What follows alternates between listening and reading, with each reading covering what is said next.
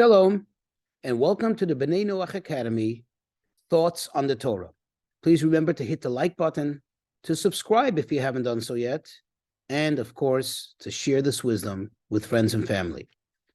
In the book of Exodus, chapter 3, verse 2, it describes the very first encounter when God revealed himself to Moses to summon him, give him the mission of going to Pharaoh to demand the release of the Hebrews, of the Jewish people from Egypt.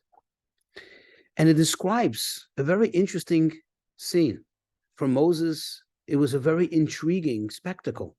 He sees a bush and it's on fire, the burning bush. And God is in it. And then he hears the voice from the burning bush, speaks to him. What was the message? Why this spectacle? Why the burning bush?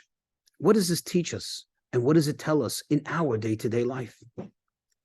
Well, the Torah, like I mentioned many times, is not just a book of stories, not just a book of history.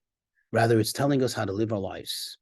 Thus, the sages point out that the fact that God chose this lowly bush was to send a message that even when we are in a very difficult point in our lives, even when we're suffering, even when we feel so low, and we're certainly made to feel so low, God says, I am with you.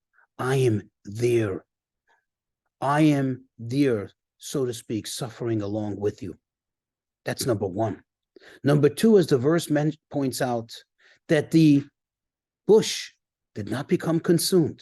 The fire was raging, it was continuously burning, but yet it didn't become consumed. What is the message there? The message is that God remained there. God stayed there. What is the message that he's telling us? What is he telling us when we see others suffer? When we see others going through a very low point in their lives? Well, first of all, God tells us, you be there with them. Now, even if you cannot exact any change, there's nothing you can do to change the situation. Be there, stay there, even though you're not going to consume the problem. You're not going to change it. It's not in your control to take away their pain. But the fact that you're there, the fact that you hold their hand, the fact that you are present will certainly have a tremendously positive impact on the person who's suffering. And that is the message that God gives to us. What happened at the end? True, they suffer still for a while, but at the end, not only did they survive, but they came out ahead. Likewise, by us being there for another person, when that person's suffering, who knows, that might actually help that person to survive, to overcome, and to find that inner strength that's in them to overcome that pain and that suffering. So never go away, even when you quote, I don't know what to do. What am I supposed to do? I can't change the situation. Still, make sure to be there.